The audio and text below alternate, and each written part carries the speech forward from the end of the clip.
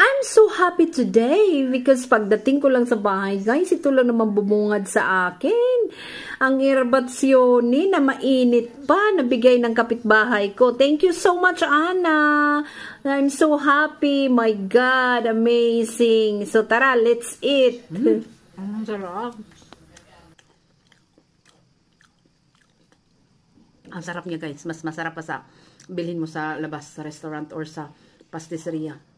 Sa bakery. Ano siya?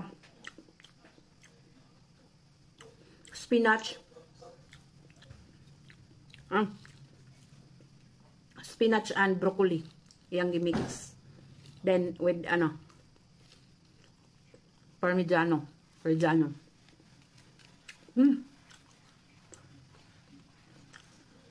Masarap. Ito yung pa-lunch ko, guys.